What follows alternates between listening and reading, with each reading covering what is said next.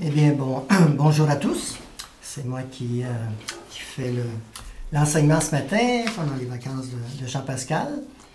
Je vous souhaite la bienvenue à tous. C'est un message enregistré, ça fait que c'est pas en direct. Ça fait que ça a été fait samedi, ça veut dire hier, pour vous. Et puis, c'est ça. Fait que je ne sais pas s'il y a eu de la louange ce matin ou non. Si oui, merci aux musiciens. Et puis, merci d'être là. On veut souligner, pour ceux qui fêtent ça, la fête des pères. C'est aujourd'hui qu'on fête, on essaie de se rappeler de nos papas, même si on veut s'en rappeler en tout temps, pas juste une fois par année, mais tout au long de l'année. Puis, c'est ça, on voit l'importance des pères. Notre Père céleste est vraiment la source de tous les pères et puis tout l'exemple à suivre aussi. Donc, on veut souligner l'importance de la famille puis de la place des pères dans la famille, c'est ça.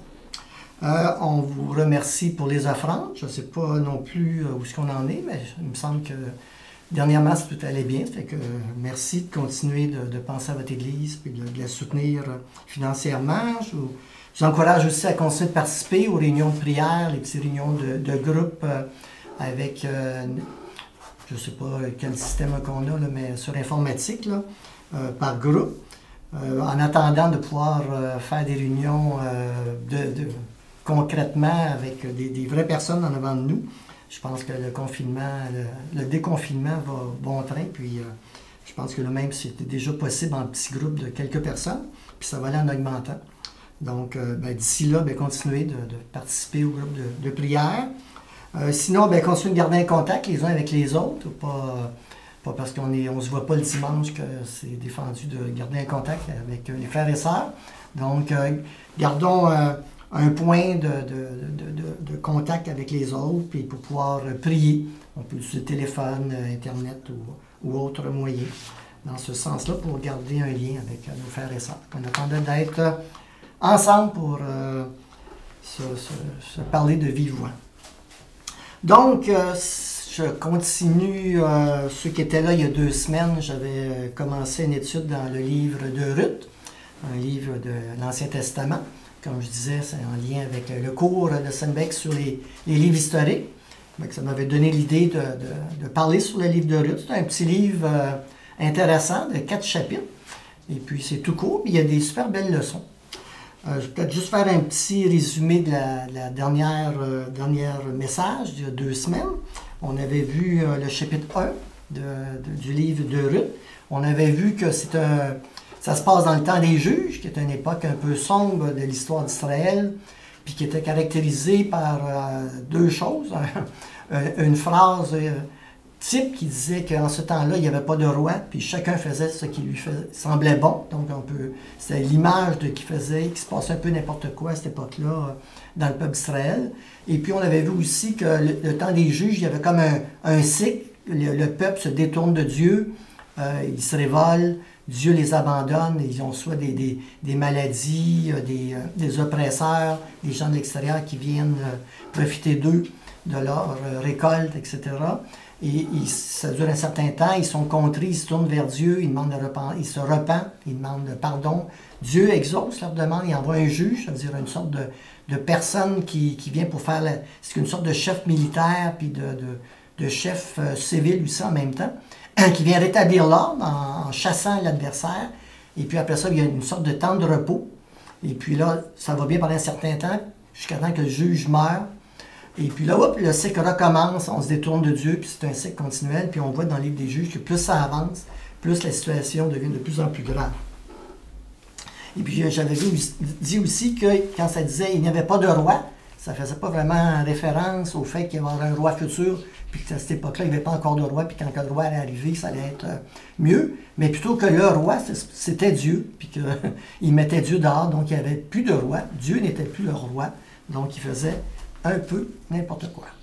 Puis c'est ce qui arrive dans la société lorsqu'on rejette Dieu, on devient, tout est relatif, il n'y a plus de bien puis de mal absolu, et puis on fait un peu n'importe quoi. Donc, c'était, c'est ça. Donc, ça, c'est à l'époque des juges. Donc là, on a l'histoire d'une famille, Elimelech, qui, vu qu'il y a une famine dans le pays, il s'en va, il amène sa femme, ses 2 garçons, à Moab, qui est un pays adverse, des adversaires du peuple d'Israël, qui était en opposition avec eux. On avait vu que Dieu avait même décrété contre eux qu'ils ne pouvaient même pas rentrer dans l'assemblée, dans le temple, puis faire partie du culte d'Israël pour au moins 10 générations, à cause de ce qu'ils avaient fait. Ils avaient refusé au peuple d'Israël de passer chez eux quand ils étaient venus pour conquérir la terre promise. Fait que Dieu, en conséquence, il les a comme rejetés. Fait qu'il y a une animosité profonde entre Moab et Israël. Puis finalement, Moab, c'est comme des adversaires. Puis notre ami Mélec, quand il y a la famine, plutôt que de se tourner vers Dieu puis d'attendre patiemment son secours, ben, il décide de s'en aller à Moab, chez ses adversaires, loin de Dieu, loin du culte, loin de tout, loin de sa culture, même en pays ennemi, puis pour pouvoir profiter de l'abondance temporaire qu'il y avait là-bas. Et puis, pendant qu'il est là, malheureusement, Elimelech décède, ses 2 garçons décèdent, et puis il reste juste sa femme, Naomi, qui finalement est toute désemparée, puis elle décide de revenir en Israël, parce qu'elle a appris que la famine est finie, puis là, que là, ça recommence à aller bien, les cultures, puis la production, puis le rythme de vie augmente. Fait qu'elle décide de revenir, puis elle a juste ses 2 belles filles, qui au début veulent venir avec elle, mais elle leur dit « Ah ben non, venez pas avec moi, vous êtes bien mieux de rester chez vous, puis d'être sûr que... Ben, c'est ça, de rester auprès de votre famille, parce que moi, je ne peux rien faire pour vous, j'ai pas d'enfant, je suis tout seul, je peux rien vous accorder, là, finalement, je peux pas être un gros secours pour vous. Fait que je vous conseille de rester dans votre pays, dans votre territoire. » Mais finalement, il y a une de ces 2 belles filles, qui s'appelait Ruth, qui, elle, suite à l'enseignement probablement de Naomi, quand elle était avec elle en Moab, de Dieu, de l'Éternel, décide d'être vraiment... elle décide de suivre finalement sa belle-mère pour revenir en Israël, puis elle dit qu'elle n'abandonnera pas, puis que son peuple allait devenir, le peuple de Naomi allait devenir son peuple à elle, puis que son Dieu, c'est-à-dire l'Éternel, allait devenir son Dieu à elle, puis qu'elle prenait l'engagement que rien d'autre que la mort pouvait la séparer de Naomi, puis finalement de sa relation avec la terre d'Israël. Fait qu'on avait vu que c'était vraiment un engagement très profond. C'est une des plus belles témoignages qu'on voit dans l'Ancien Testament de foi d'une étrangère, finalement. En plus de ça, elle est étrangère. Puis elle est vraiment décidée à suivre l'Éternel. Avec peu d'informations, elle n'a sûrement pas eu grand-chose à part de Noémie, mais quand même, elle décide de vraiment suivre l'Éternel. Fait qu'ils partent, puis ils s'en viennent en Israël, dans le pays. Puis eux, ben, la ville d'origine, c'était Bethléem. On avait vu que Bethléem, c'était la ville du pain. C'était un peu cocasse que la ville du pain était rendue une ville où il n'y avait plus de pain à l'époque. Mais là, elle est redevenue Bethléem, elle est redevenue la ville du pain. Et puis quand elle arrive, ben là, les gens se rappellent, ça fait à peu près 10 ans qu'elle est partie. Ils se rappellent d'elle, puis là, ils disent « Ah, n'est-ce pas Noémie qui est de retour? » Puis là, Noémie a dit « Non, non, appelez-moi plus Noémie, appelez-moi Mara, parce que je suis amère de ce qui s'est passé. Je suis partie d'ici, j'étais dans l'abondance, puis maintenant je reviens, puis j'ai plus rien. J'ai plus d'enfants, plus d'espérance, plus rien pour voir à mes besoins. Je suis vraiment amère. » Et puis, elle a fait une prise de conscience par rapport à Dieu, que finalement, Dieu l'a abandonné dans un... Elle prend comme conscience que le fait d'être loin de Dieu, ça a amené des conséquences négatives dans sa vie. Mais au moins, elle est prête à recommencer. Je disais, c'était le signe d'une conversion, de reconnaître qu'on est dans une mauvaise voie, de décider de prendre une nouvelle voie, puis de partir avec un nouveau départ, fait qu'en s'approchant de Dieu de nouveau. Les conversions, c'est la même chose. On se détourne de notre vie passée à cause du sang de Jésus qui a coulé à la croix pour purifier nos péchés. Puis on peut prendre un nouveau départ avec Christ, dans une nouvelle façon de vivre, avec son esprit, guidé par son esprit. Donc, c'était un peu, je pense, le résumé du chapitre 1. Et puis, Noémie, elle arrive en Israël au début de la saison des cultures. Elle arrive à peu près au début d'avril.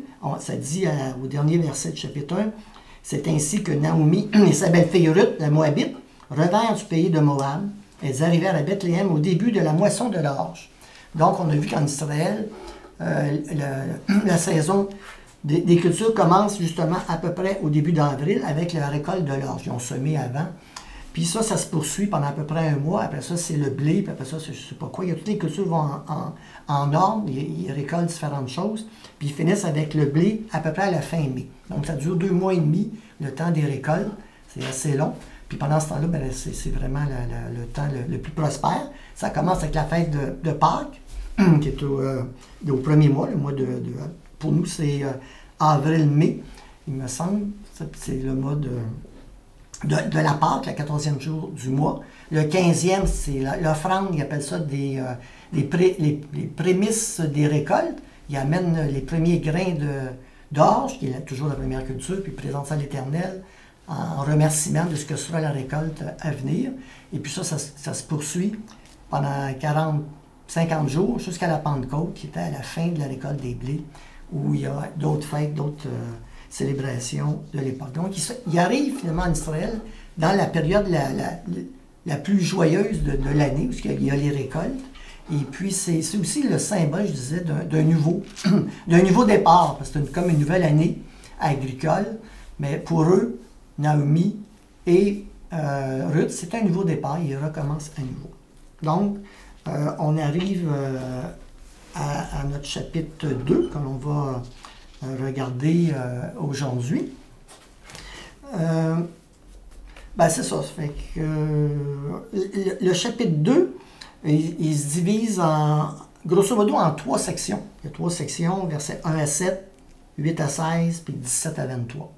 Puis dans le chapitre 2, ce que je vais essayer de mettre en valeur, c'est que finalement, il y a des personnages clés qui sont vraiment des personnages de qualité. Parce que, comme je disais, c'est à l'époque des juges, puis la morale, puis la relation avec Dieu à l'époque-là, ils sont très idolâtres, puis ils sont loin de Dieu. C'est très sombre. Si vous lisez le livre des juges, c'est pas très encourageant, puis on voit que leur relation avec Dieu, ça a pas mal des bas.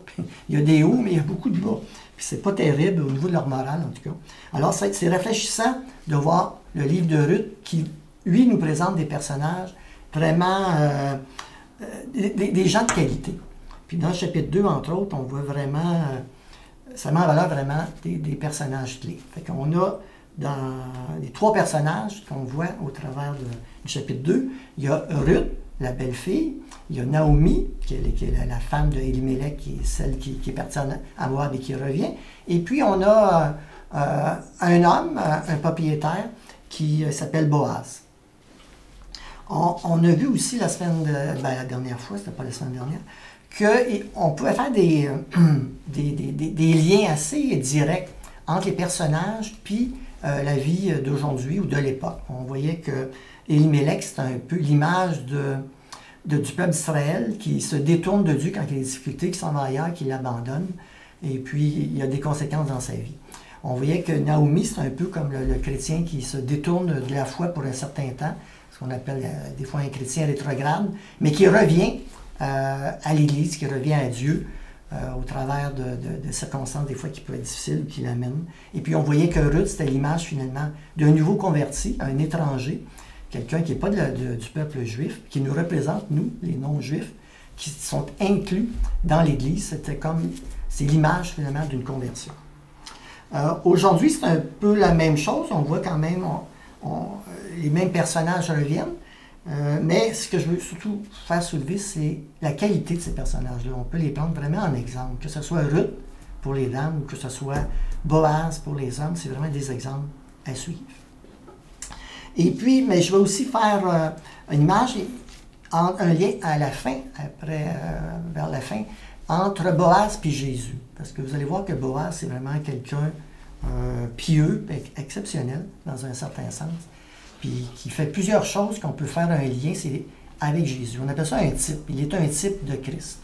Il y a plusieurs personnages dans l'Ancien Testament qui sont des images de ce que sera Jésus plus tard, que ce soit Joseph qui est esclave puis qui rachète son peuple, que ce soit Moïse, que ce soit David. En tout cas, il y a plusieurs personnages bibliques qui, dans un certain sens, soit des personnages ou même des fois c'est des peuples, des groupes de personnes, sont des images de ce que sera Christ plus tard.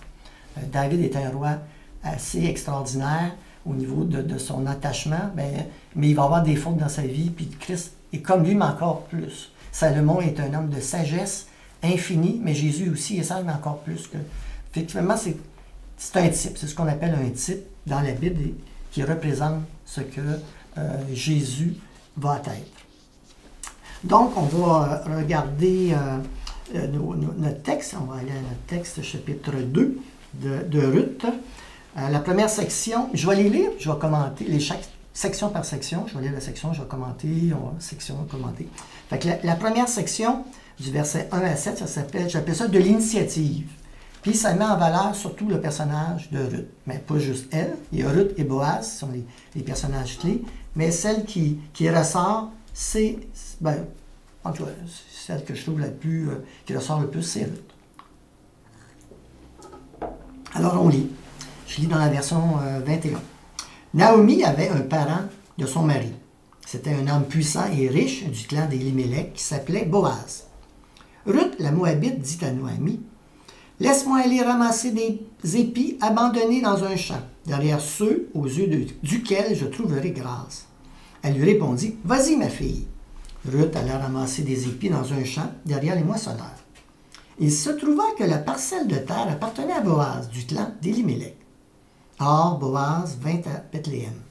Il dit aux moissonneurs, « Que l'Éternel soit avec vous. » Ils lui répondirent, « Que l'Éternel te bénisse. » Boaz dit à son serviteur chargé de surveiller les moissonneurs, « Qui est cette jeune femme? » Le serviteur chargé de surveiller les moissonneurs répondit, « C'est une jeune femme maobite qui est revenue avec Naomi du pays de Moab. Elle a dit, permettez-moi donc de glaner, de ramasser des épis entre les gerbes derrière les moissonneurs. Et depuis son arrivée ce matin jusqu'à maintenant, elle est restée debout et ne s'est reposée qu'un moment dans la maison. » Donc, on va regarder les détails sur Boaz, premièrement. Alors, on voit clair que Boaz, c'est un descendant d'Élimélec, ça veut dire qu'il fait partie de la famille qu'on a parlé au chapitre 1. Élimélec, c'est le père, c'est le mari de Naomi qui est décédé à Moab. Donc, lui, c'est un parent direct, c'est un cousin, ou je ne sais pas trop quel était son lien de parenté, c'est pas dit, mais c'est un parent. Puis il est quand même assez proche, comme on va voir plus loin dans l'histoire. C'était un homme riche et puissant. Alors, on voit qu'il est propriétaire de champs, puis il ne semble pas être propriétaire juste d'un champ, peut-être de plusieurs champs. Donc, c'est un homme qui était aussi respecté puis respectable, parce qu'il y avait une vie exemplaire. On voit plus loin dans le chapitre de Ruth, plus loin, qu'il est apprécié dans la ville. Puis même Naomi, quand elle apprend que Ruth est allée glaner dans le champ de Boaz, on voit qu'elle a de l'estime pour eux. On voit que c'est quelqu'un d'important. Un petit détail, Boaz, il est le fils de Rahab. On voit ça dans Matthieu 1,5. Rahab, c'était la prostituée de Jéricho que les deux espions avaient été voir. Elle les avait protégés, puis ils ont eu une entente que si elle les protégeait, c'est lui qu'elle avait protégés, eux allaient les sauver, lui sauver la vie, elle et toute sa famille, quand elle allait revenir détruire la ville de Jéricho.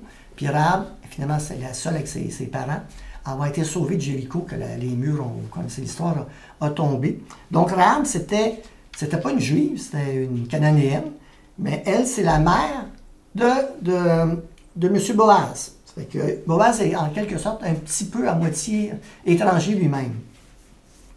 Le nom de Boaz, on voyait la dernière fois que les noms de tous ces personnages-là ont un sens vraiment particulier. Qui parle, Boaz, ça veut dire pilier, la force est en lui. Fait que, on voit que c'est un nom qui pourrait très bien correspondre ou identifier notre Seigneur Jésus aussi. La force est en lui. Pilier, solidité, roc, rocher. On voit aussi que c'est un homme pieux parce que quand il vient... il arrive à sa terre, il donne des compliments, pas des compliments, mais des bénédictions à son serviteur, et le serviteur répond par des bénédictions. Donc Dieu fait partie de sa vie, c'est pas quelqu'un qui a délaissé Dieu, il est proche de Dieu, proche de l'Éternel. Ça ne veut pas dire que les autres n'étaient pas religieux, mais il n'est pas nécessairement, c'est pas nécessairement l'Éternel qui est Yahweh, le Dieu qui s'est révélé à Israël, à Abraham, qui était leur Dieu. Mais lui, on voit vraiment que c'est un homme pieux, attaché à Dieu. Puis on voit aussi que dès qu'il arrive, il s'aperçoit, il voit qu'il y a une femme nouvelle dans son champ qu'il ne connaît pas, qui est Ruth. Puis il s'informe à son propos, il demande si qui veut savoir. Il n'est pas un monsieur hautain au-dessus de son affaire, puis qui veut rien savoir des pauvres, puis des gens qui sont d'une autre classe. Donc, il est vraiment un homme intentionné. C'est un homme qui a du cœur, finalement. Ça, c'est pour notre ami Boaz. Après ça, si on regarde Ruth, dans le même passage, Ruth, elle, on voit que son nom, on ne l'avait pas dit la dernière fois, ça veut dire compagne, rafraîchissement. Donc, elle laisse entendre que son nom laisse entendre que ça va être quelqu'un d'agréable, avec qui il est bon de vivre puis d'être ensemble. On voit que c'est un peu ça, c'est pas mal ça qui se passe avec Naomi. Elle est de bonne compagnie, puis elle est un rafraîchissement pour cette madame d'un certain âge. On sait que c'est une Maobite, elle est veuve, elle est étrangère. Puis on voit qu'elle est quand même, elle est humble, parce qu'elle demande au verset 2 à Naomi la permission d'aller glaner. Elle n'est pas trop prétentieuse, elle ne décide pas de faire sa vie toute seule. Elle demande l'autorisation à sa belle-mère. Est-ce que tu voudrais que j'aille glaner? Alors qu'elle va glaner pour leur survie, finalement. Mais quand même, elle dit, je vais aller glaner, c'est moi qui va régler les choses. Non, elle est dépendante de sa belle-mère. Le fait de vouloir aller glaner, aussi, ça représente finalement qu'ils étaient pauvres, parce qu'il n'y avait pas d'argent, il n'y avait pas vraiment de métier. Pour voir ça, il y avait, dans l'Ancien Testament, ou dans le Lévitique 19, on va aller lire le texte par rapport à ça, au fait de glaner, ce que ça veut dire. Verset 9-10, ça dit, Lévitique 19, 9 et 10, « Quand vous ferez la moisson dans votre pays, tu ne moissonneras pas ton champ jusqu'au bord, c'est-à-dire que tu vas en laisser, et tu ne ramasseras pas ce qui reste à glaner. » Glaner, c'est ramasser les épis pour couper le foin de blé ou d'herbe pour ramasser les épis. Et tu ne ramasses pas ce qui reste à glaner. Tu ne cueilleras pas non plus les grappes restées dans ta vigne, et tu ne ramasseras pas les grains qui en sont tombés. Tu le laisseras aux pauvres et à l'étranger, car je suis l'Éternel, votre Dieu. Et puis, dans Deutéronome, ça dit autre chose aussi, Deutéronome 24, 19. « Quand tu moissonneras ton champ et que tu auras oublié une gerbe, tu ne retourneras pas la prendre. Elle sera pour l'étranger, pour l'orphelin, pour la veuve, afin que l'Éternel, ton Dieu, te bénisse dans tout le travail de tes mains. » Donc, c'était une prescription en Israël que Dieu avait établie pour prendre soin des pauvres. Il dit, quand tu ramasses ton blé, si tu l'oublies en arrière, ne retourne pas pour tout ramasser pour plus qu'il ne reste rien. Même plus que ça, laisse-en sur les bords, dans les coins de tes champs, exprès pour les pauvres, les orphelins. Donc, il y avait une sorte de loi, il y avait une loi, finalement, qui disait que les pauvres, les étrangers, c'est des gens que Dieu a à cœur, pouvaient aller ramasser le blé, finalement, pour se trouver quelque chose à manger gratuitement. Mais c'était pas vu qu'on est dans une époque où les gens observent plus ou moins la loi, ben c'est pas sûr que tous les propriétaires avaient à cœur de faire ça. C'est pour ça que notre amie, notre jeune fille, Ruth, elle demande, j'espère que Dieu va me faire grâce et que je vais pouvoir trouver quelqu'un qui va accepter de me laisser glaner, finalement, ramasser le blé dans ses champs. Fait qu'elle part, finalement, avec une certaine soumission à la grâce de Dieu. Elle compte sur Dieu, finalement. Elle espère dans sa grâce. Elle dépend de lui. Mais en même temps, elle n'est pas... alors, Dieu va pourvoir, puis je fais rien, puis je reste assis chez nous. Non, elle prend l'initiative. Elle décide d'aller travailler. Puis, glaner, c'est pas un travail facile, loin de là.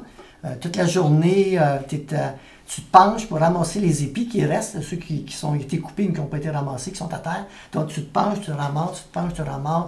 Tu essaies d'enlever le foin, puis t'as beaucoup de... C'est très dur pour le dos de glaner toute la journée. Donc, c'est un métier difficile. Puis c'est pour ça que c'est réservé aussi aux esclaves, puis aux pauvres. Beaucoup. Donc, on voit l'attitude de Ruth. C'est une femme qui est vaillante, qui est fidèle à sa belle-mère, respectueuse, elle est humble, elle ne se prend pas pour plus importante qu'elle est. Elle sait qu'elle dépend de Dieu. Mais en même temps, elle a d'initiative, parce qu'elle décide de faire quelque chose quand même si elle sait que Dieu va pourvoir, mais elle se met en marche pour aider Dieu à pouvoir agir pour elle. On voit que dans un certain sens, c'est une femme de valeur. dans Ruth 3:11, Boaz, plus tard, quand il va lui reparler, il va dire, on sait, tout le monde le sait que tu es une femme de valeur. Puis dans ce sens-là, comme je t'avais dit, elle est un peu une image de la femme du Proverbe 31, la femme vertueuse du Proverbe 31 qui travaille, qui existe, qui fait de quoi, qui est active, qui est la fierté de son mari, finalement. Donc, c'est quelqu'un de valeur. D'ailleurs, Naomi, elle l'appelle ma fille. Elle la considère comme sa fille, même si c'est sa belle-fille, puis qu'en plus, elle est moabite, mais pour elle, c'est comme sa fille. Pour elle, elle est juive, puis elle fait partie de la famille d'Élimélec. Et puis, on voit quand même un peu plus loin aussi qu'elle est quand même polie parce qu'elle demande au glaneur la permission. Parce que c'était peut-être, je ne sais pas, on ne connaît pas ces règles-là, mais elle aurait peut-être pu prendre sans demander la permission, puisque c'est la loi qui le disait qu'il fallait qu'il laisse pour que les pauvres le prennent. Mais elle prend la peine de le dire, est-ce que je peux glaner? Est-ce que vous m'autorisez à glaner dans ce champ-là? Puis c'est ça. Puis on voit qu'elle est très travaillante. Parce que, comme il dit, le serviteur, quand Boaz lui demande qui est-elle, il dit depuis qu'elle est arrivée le matin, elle n'a pas arrêté de travailler. Puis il va avec ardeur à se reposer juste un petit peu à un moment donné dans la maison.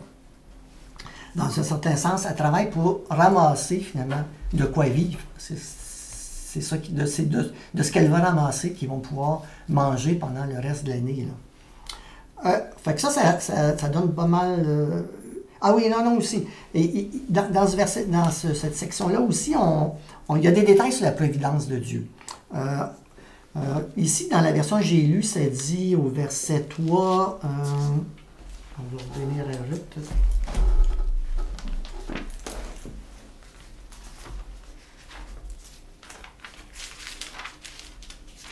Au verset 3, ça dit, Ruth ramassait des épis dans un champ. Non, il se trouva que la parcelle de terre appartenait à Boaz. Dans d'autres versions, dans la version sommaire, ils traduisent, puis français courant, ça donnait par hasard que le terrain était à Boaz, par bonheur. Mais il y a vraiment comme un sens dans ça que c'était pas prémédité finalement de la part de...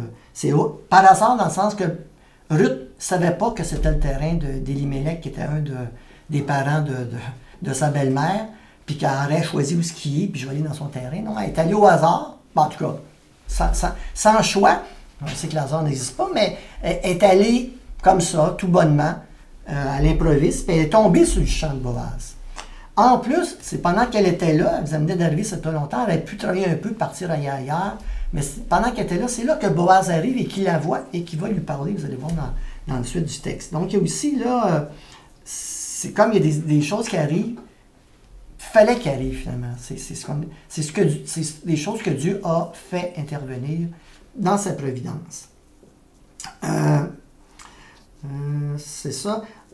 Le livre de Ruth, justement, on voit beaucoup la providence de Dieu. Elle est cachée, mais elle est quand même là de façon continue. Tout au long de l'histoire, on voit que Dieu est présent.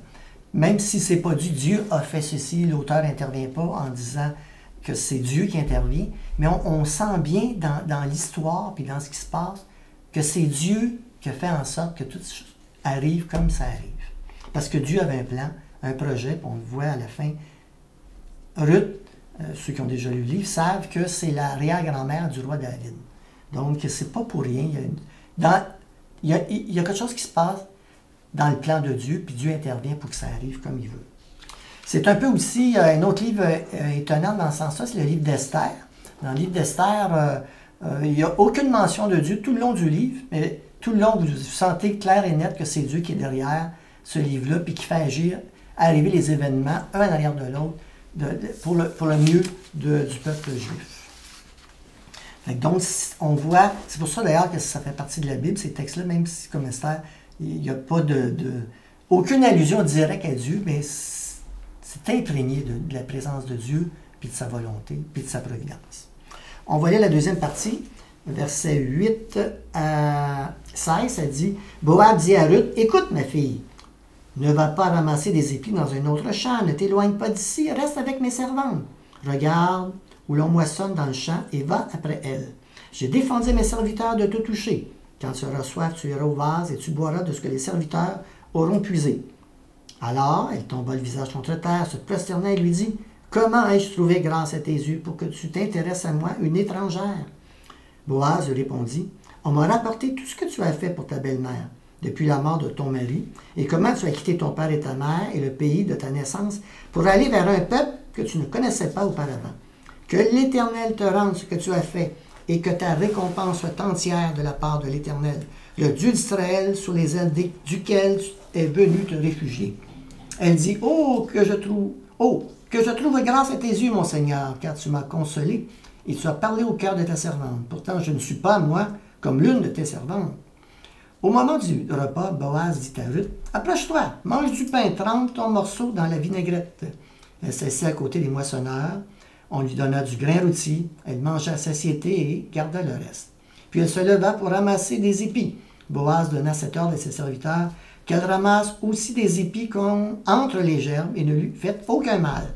Vous retirerez même pour elle des gerbes quelques épis que vous la laisserez ramasser sans lui faire de reproches. Donc, c'est la deuxième section que j'ai appelée de la bienveillance. Cette fois-ci, le texte, il me semble, met surtout en valeur la bienveillance, justement, de Ruth, pas de Ruth, mais de Boaz, à l'endroit de Ruth. Alors, qu'est-ce que ça dit, si on regarde un peu en détail Boaz? Alors, on voit que Boaz, il n'a plus la peine de parler à Ruth. Il aurait pu dire, c'est juste une servante, c'est une étrangère, OK, elle ramasse des grains, mais je ne veux rien savoir. Moi, je suis trop important pour ça. Mais non, il n'est pas hautain. Il se met au niveau des étrangers. Comme je disais tantôt, peut-être parce que sa mère était une étrangère, bien, ça l'a sensibilisé son cœur à l'étranger, aux pauvres aussi. On voit qu'il l'appelle ma fille, lui aussi. Comme Naomi, il l'appelle ma fille. C'est un signe de respect envers quelqu'un qui est moins qu'une servante pour lui, finalement. Mais aussi, peut-être, ça montre qu'il était plus âgé qu'elle. Il aurait pu être peut-être son père, effectivement. Puis vous allez voir dans le reste de l'histoire, ça a une certaine valeur.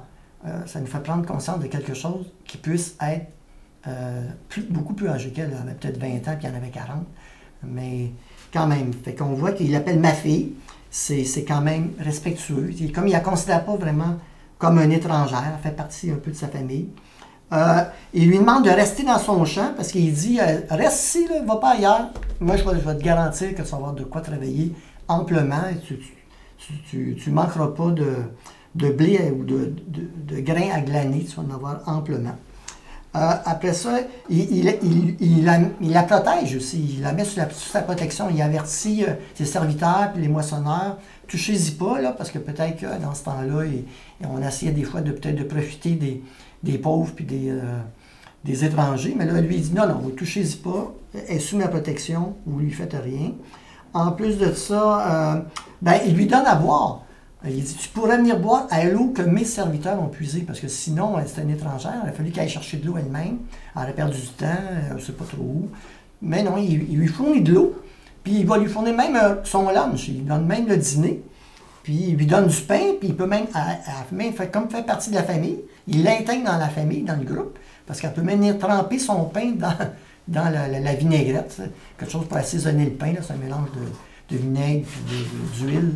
Puis dans le pain, ça fait quand même bon. Là, on voit ça des fois dans les restaurants italiens. Fait que il prend soin d'elle. Il lui donne à manger. Il donne même des grains. Et ça dit les grains rôtis. Ça, c'est... On n'est pas sûr, mais ça fait peut-être référence au début, quand je disais au début de Pâques, après la première journée après Pâques, ils vont offrir les premiers grains à l'Éternel comme un prémisse de la culture à venir. Puis c'est du grain rôti. Fait que est-ce que ça, c'est les restants de ce que Boaz avait offert à l'Éternel comme offrande de prémisse pour Dieu. Donc, c'est quand même quelque chose qui a une valeur, je pense. En tout cas, si c'est ça, ça veut dire qu'il n'offre pas n'importe quoi, c'est pas les restants, il offre ce qu'eux-mêmes mangeaient, ce qu'il y avait de mieux. À part ça, on voit que finalement, il est assez au courant d'elle, il sait qu'est-ce qu'elle a fait pour Naomi, pour la famille, pour son mari, pour son beau-père. Puis le fait aussi qu'elle a décidé de quitter ses origines, ses dieux, pour venir en Israël, puis d'accepter Dieu comme son Dieu à elle. Fait qu'il est touché, on voit que c'est un homme pieux, puis il aime la piété, c'est ce qui le frappe de Ruth. Ça ne parle pas de sa beauté, de sa gentillesse. Non, c'est ce qui met vraiment en valeur, c'est le cœur de Ruth, de sa générosité envers sa famille, envers Naomi. un bon cœur.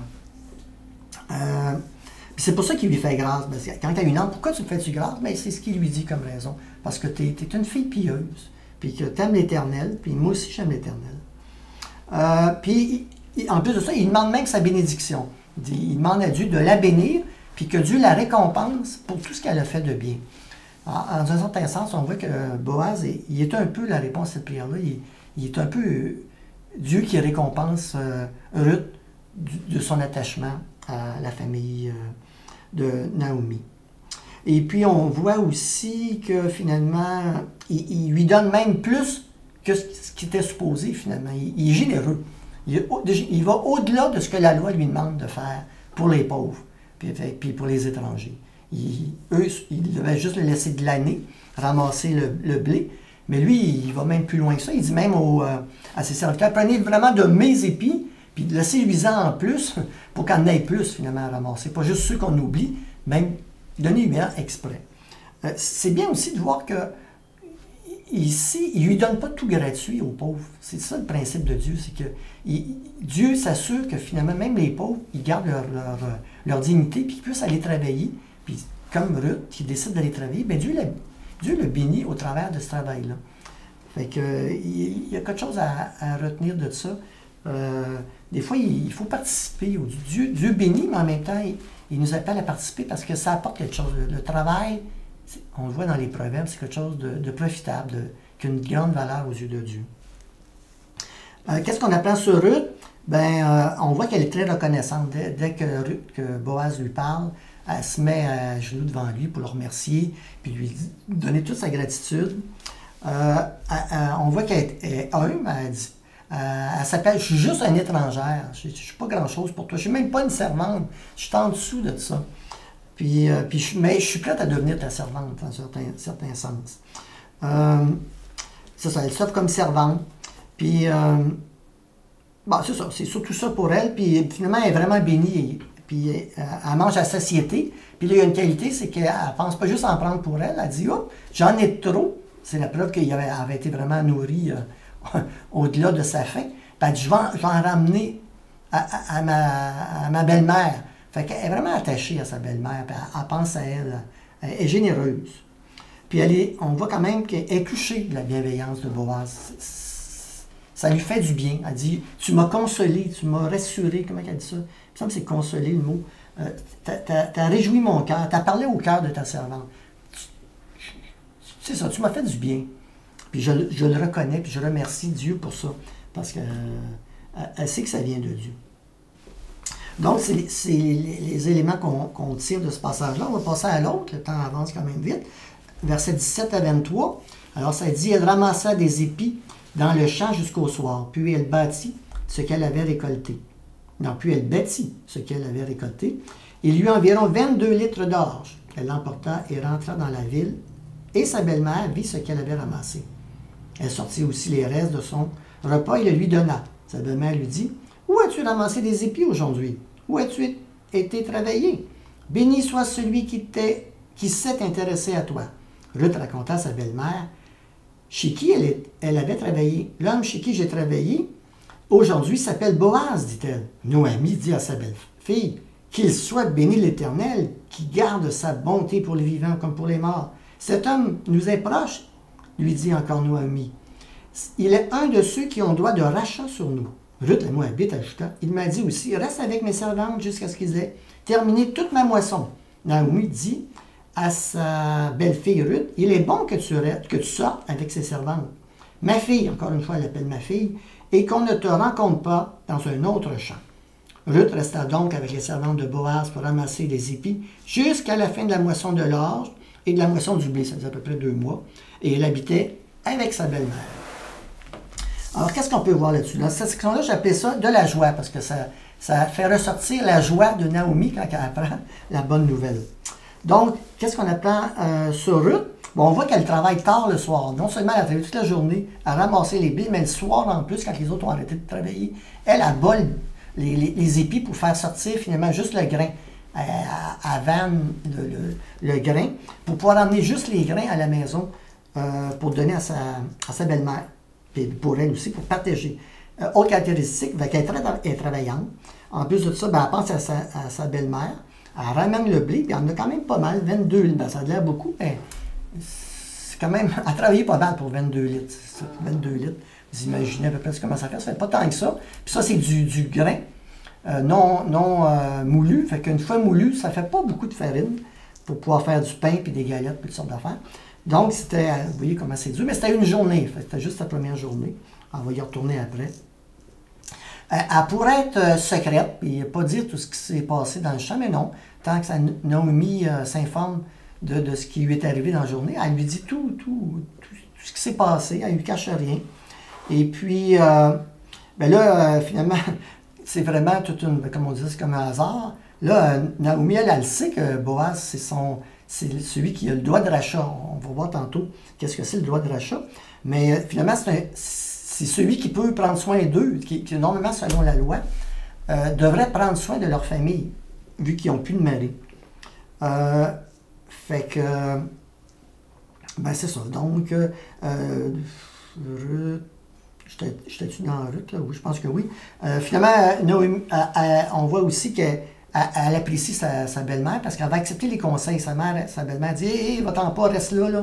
T'as frappé vraiment une bonne chose. Bouge plus, cherche pas ailleurs. Reste là tout le temps. » Puis, pas Boaz, mais Ruth aurait pu dire « Ah, ben là, moi, j'aimerais ça me trouver un nouveau mari. Peut-être que je devrais chercher dans d'autres champs où je pourrais rencontrer des jeunes hommes. » Non, non, elle écoute ce que sa belle-mère lui dit de faire.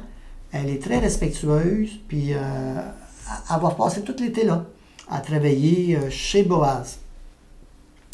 Maintenant, si on regarde les détails de Naomi, on voit que il y a pas, comme je disais la dernière fois, il n'y a pas un conflit de génération de ces deux personnes-là. Naomi s'intéresse à sa belle-fille, elle est intéressée de savoir qu'est-ce qu'elle a fait, c'est quoi qui se passe dans sa vie. Elle a de l'intérêt pour sa belle-fille, puis elle porte attention à ce qu'elle vit. Puis dès qu'elle voit tout ce qu'elle a eu, elle est reconnaissante, Naomi. On voit qu'avant, elle s'appelait amère, mais là, on voit qu'il y a un changement qui se passe dans sa vie. Dès qu'elle voit 22 litres, je dis ça n'a pas l'air beaucoup, mais c'est de l'air beaucoup. Tout de suite, elle dit « Oh, que Dieu bénisse cet homme qui a pris soin de toi, finalement, qui t'a laissé travailler dans son champ. » Elle est reconnaissante envers Dieu parce qu'elle sait, elle reconnaît que c'est Dieu qui dispose les circonstances pour que ça soit comme ça. Mais puis quand elle apprend en plus que c'est un parent qui a le droit de rachat, bien là, elle est encore plus joyeuse, puis elle demande encore plus de bénédiction pour cet homme, pour Boaz. Donc, elle est vraiment reconnaissante dans la providence de Dieu. Elle donne des bons conseils à Ruth, c'est ça que ça dit dans le Nouveau Testament, que les femmes âgées doivent apprendre aux jeunes comment se comporter dans leur famille, dans leur foyer. Donc, les conseils des personnes âgées, c'est important. Puis fait qu'elle en donne, elle a à cœur sa belle-fille. Puis, c'est ça, comme je disais, Ruth, elle écoute les conseils, puis elle les met même en action. Mais ils sont censés, on voit que c'est des bons conseils. On va voir peut-être plus tard, pas si on va le voir, mais si vous lisez dans le chapitre 3, il y a d'autres conseils que Ruth, on peut peut-être se poser quelques questions, mais là, elle a un très bon conseil, puis Ruth le suit, puis ça fonctionne bien. Puis on voit quand même que Ruth reprend de la joie, l'espoir revient.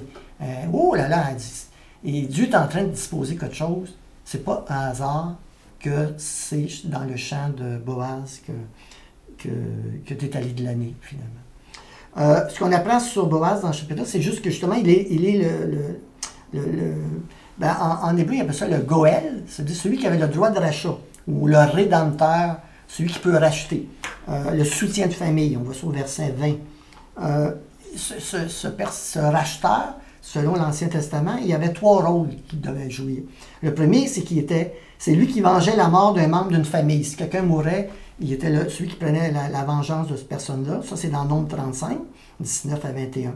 Il pouvait aussi, si quelqu'un, un juif, parce qu'il était devenu pauvre, se vendait à quelqu'un pour pouvoir subvenir à ses besoins, bien, cette personne-là pouvait racheter cette personne-là. Il avait le droit de rachat. Mais même la personne qui avait acheté comme esclave, il ne pouvait pas dire non. Ça faisait partie, c'était des règles. Il était obligé de le revendre à celui qui était le rédempteur. Puis, dans notre cas qui nous concerne, c'est Lévitique 25, on va aller le lire, celui-là. Lévitique 25, 25, ça dit, « Si ton frère devient pauvre et vend une portion de sa propriété, celui qui a le droit de rachat, son plus proche parent, viendra et rachètera ce qu'a vendu son frère, afin que le lot reste dans la communauté, dans la tribu. » Alors, c'est exactement le cas ici de Naomi. Elle n'a plus d'argent, elle veut vendre son champ. Et puis, finalement, Boaz va être la possibilité de racheter le champ de Naomi. Donc, grosso modo, on a vu que chacun de ces personnages-là sont des personnages vraiment des modèles à suivre, d'une certaine façon. Boaz, c'est le bienfaiteur par excellence, un homme avec du cœur pieux, intentionné. Ruth, c'est une servante qui aime Dieu aussi, qui est fidèle, qui est travaillante, qui est humble. C'est ça, fait qu'elle a vraiment des belles qualités. Mais là, on voit quand même, on va reprendre, juste pour finir, certaines qualités de Boaz, on les comparer avec Jésus. Si Boaz était quelqu'un d'exceptionnel, eh bien Jésus est encore plus exceptionnel, est encore plus grand, plus merveilleux. Alors on va prendre, j'ai soulevé à peu près, il va y avoir à peu près une dizaine de points des caractéristiques de Boaz, puis voir qu'est-ce qu'on a chez Jésus. Alors, premièrement, Boaz, il venait de Bethléem, on l'a vu, c'était sa ville, il était de cette région-là. Jésus, lui, il est né à Bethléem. On le voit dans Matthieu 2,1, c'est son lieu de naissance. Donc, il est originaire, lui aussi, de Bethléem. On voit que Boaz était un homme puissant. Jésus, lui aussi, il est vraiment puissant. Puis on va lire des versets, tiens, ça va être... je ne vais pas juste me contenter des dire, je vais les lire. Donc, pour voir que Jésus est puissant, dans Matthieu 28... Matthieu 28, 18, ça dit, Jésus s'approcha et leur dit, « Tout pouvoir m'a été donné dans le ciel et sur la terre. » Donc, c'est vraiment une puissance absolue. Tout pouvoir lui a été donné. Donc, il est vraiment très puissant, autant dans le ciel, pas juste sur la terre, mais aussi dans les cieux. Il est le tout-puissant. On voit aussi que Boaz, le troisième point, est un homme riche, mais Jésus aussi était riche, si on regarde dans Corinthiens.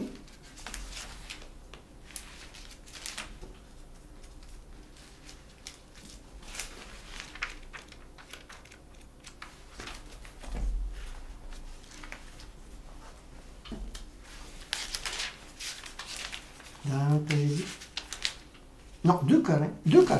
Oh, j'étais pas mal passé. 2 Corinthiens.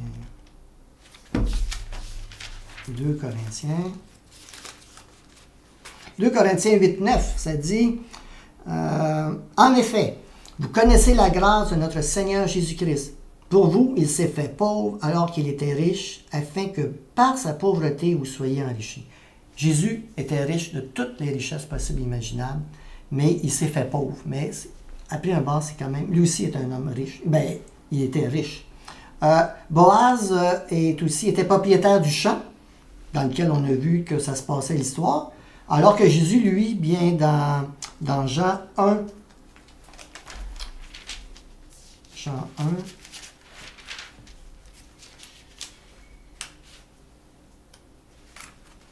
Jean 1 à 3, ça dit au commencement, la parole existait déjà, la parole était avec Dieu, et la parole était Dieu. Elle était au commencement avec Dieu, et tout a été fait par elle, et rien de ce qui n'a été fait sans elle. Donc, on voit que Jésus, il est plus que le propriétaire, il a tout créé, tout lui appartient. Le royaume des cieux lui appartient, l'Église aussi lui appartient. On peut voir un autre verset dans Éphésiens 1.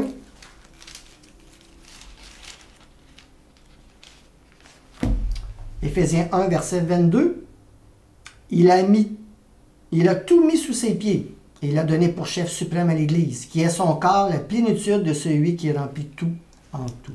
Donc, l'Église, c'est lui, ça lui appartient. Donc, il est maître, finalement, du champ. Le champ, c'est un peu l'image, finalement, du royaume de Dieu. Être dans le champ de Boaz ou être dans le champ de Dieu, c'est faire partie de l'Église ou du royaume des cieux ou du peuple d'Israël à l'époque. On voit aussi que Boaz, il était le maître de la moisson. C'est lui qui contrôlait la moisson, qui qui faisait quoi? Ben, Jésus aussi, il est, dans sa façon, il est maître d'une autre moisson. On voit dans Matthieu 9. Matthieu 9, verset 36.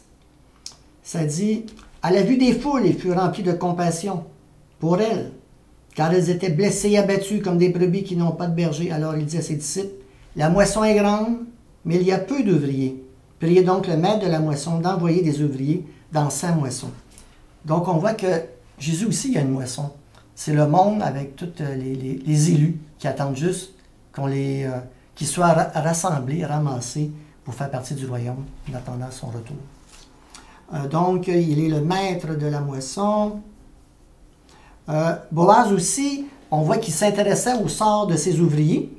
Bien, Jésus aussi, il s'intéresse au sort des gens. On voit dans la parabole des employés payés au même salaire. On voit qu'il compte une parabole dans Matthieu 20 où le chef le propriétaire va chercher le matin des ouvriers, il leur dit qu'il va leur payer 1 denier pour la journée. À midi, il retourne à 3 heures, il retourne à 5 heures. Puis finalement, il paye le même salaire à tous les employés parce que c'est ça qu'il a convenu. Fait qu'on voit dans cette parabole-là, ça montre le cœur de Dieu. Ça montre que Jésus, a vraiment à cœur le sort de ses ouvriers. On voit aussi, quand il était sur la terre avec ses disciples, ben, il les a envoyés en mission. Mais quand ils reviennent, ben, il prend du temps pour s'occuper d'eux. Encore un autre petit texte à lire. Marc 6, 30 à 32. Les apôtres se rassemblèrent autour de Jésus et lui racontèrent tout ce qu'ils avaient fait et tout ce qu'il avait enseigné. Jésus leur dit, « Venez à l'écart dans un endroit désert et reposez-vous un peu. » En effet, il y avait beaucoup de monde qui allait et venait et il n'avait même pas le temps de manger. Alors Jésus, on voit qu'il s'occupait il n'était pas perdu dans les nuages. Il s'occupait, il les a envoyés, puis quand ils sont revenus, ben, il voulait avoir un rapport, il savait ce qui s'était passé, il voulait se réjouir avec eux de ce qu'il avait connu, de ce qu'il avait vu. Jésus a à cœur les ouvriers, quand on travaille pour Dieu, il a à cœur ce qu'on fait comme salaire, pas comme travail. Alors Boaz, 7e point, s'occupe de Ruth, qui est une étrangère. Alors on voit bien du temps de Jésus, il n'a pas fait, il s'est occupé de la Cananéenne, même si au début il disait, c'est pour... je suis juste venu pour les gens d'Israël, mais finalement, quand elle insiste, ben, il répond à sa demande, la Cananéenne. Il y a la Samaritaine aussi, qui répond à ses demandes. Et puis, il y a le centenier romain qui avait un serviteur malade, et il guérit. Jésus ne faisait pas de différence. En tout cas, il n'excluait pas les étrangers, au contraire, il les accueillait. C'était ça le plan, parce que c'est le plan de Dieu que des gens de toute nation, de toute langue, toute origine fassent partie du royaume de Dieu. Boaz, c'est tout de la vie de Ruth. Je vois qu'il y a le temps après. Je ne vais peut-être pas tout lire les versets, je vais juste les citer. Alors, Boaz, c'est tout de la vie de Ruth. Ben, Jésus connaissait tout. On voit qu'il connaissait la Samaritaine. Quand il a parlé, il a dit, va chercher un mari. Ton mari a dit, j'en ai pas. Ben, justement, tu as raison, tu n'as pas, tu en as eu 5. Puis celui avec qui tu vis, c'est pas ton mari. Puis on voit aussi dans Jean 2, 24 et 25, que Jésus connaissait, ben ça on va les lire, Jean 2, je trouve qu'il est pertinent, là. Jean 2, 24.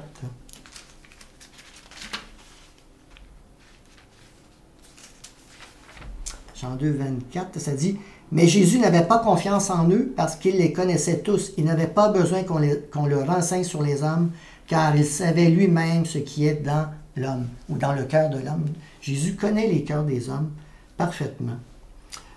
Donc, Jésus sait tout des cœurs des gens. Boaz invite Ruth à venir boire de l'eau avec ses serviteurs, alors que Jésus, lui, nous invite à boire une eau spirituelle qui va durer, si on en boit, on n'aura jamais soif, c'est dans Jean 4, 14, puis que ça va même couler jusque dans la vie éternelle. C'est une eau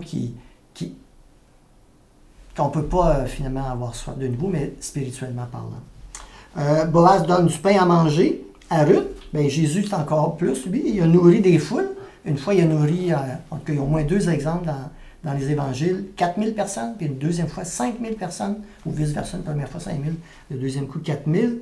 Donc, il nourrissait les foules avec pas grand-chose, quelques petits poissons. Donc, il était capable de nourrir. Puis, mais plus que ça, dans Jean 6, ça dit qu'il est le pain de vie. Bon, on va les lire. Dans Jean 6, vu qu'on n'est pas loin, dans Jean 6.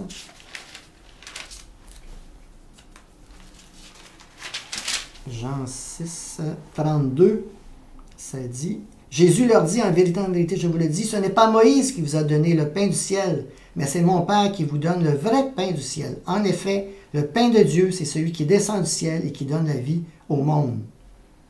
Ils leur dirent alors, Jésus donne-nous toujours de ce pain-là, Jésus leur dit, c'est moi qui suis le pain de la vie. Celui qui vient à moi n'aura jamais faim, et celui qui croit en moi n'aura jamais soif. Donc, le vrai pain de notre âme pour nous nourrir, pour l'abreuver, c'est en Jésus qu'on peut l'avoir, non, rien d'autre. Donc, il était le pain, il donnait le pain. Boaz a protégé Ruth de ses moissonneurs. Ben, Jésus aussi, il a pris la défense de la femme prise en adultère. Il n'a pas voulu que les gens la lapident. Puis il dit dans Matthieu 28, 20, « Je serai avec vous tous les jours jusqu'à la fin des temps. » Ça fait qu'on a vraiment une protection garantie que Jésus nous accompagne à tous les jours. Après ça, il donne du repos à Ruth. Jésus, lui, en Matthieu 11, dit, « Venez à moi, vous tous qui êtes fatigués et chargés, je vous donnerai du repos, car mon fardeau mon joug est doux et mon fardeau léger.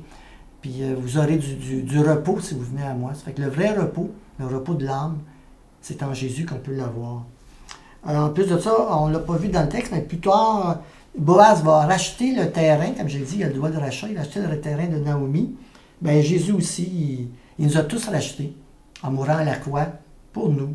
Il nous a racheté de la condamnation éternelle que nous méritions. Puis il y avait juste lui qui avait le droit de rachat, puis il l'a fait pour nous, afin qu'on puisse être avec lui pour l'éternité. Puis la dernière chose, c'est que Boaz, on va le voir plus loin dans l'histoire, il va finir par épouser Ruth. Et puis Jésus aussi, dans le fond, il va épouser celle que Dieu a préparée pour lui, l'Église, qui est son épouse, qui va être pure, sainte, etc., purifiée par le sang de l'agneau. Puis on va aller aux noces. Et puis nous, tous les croyants, on est cette épouse qui va épouser Jésus, qui est l'époux par excellence. Donc, ça complète. Je vais finir par un mot de prière. Mais Seigneur Dieu, on te remercie pour ta parole, on te remercie pour cette belle histoire, ces beaux exemples de gens qui vivaient à une époque difficile où la moralité puis le lien avec toi était peut-être un peu caduque, mais qui, eux, ont tenu ferme, qui ont témoigné de qui tu es, puis qui ont vécu dans leur vie un attachement profond avec toi.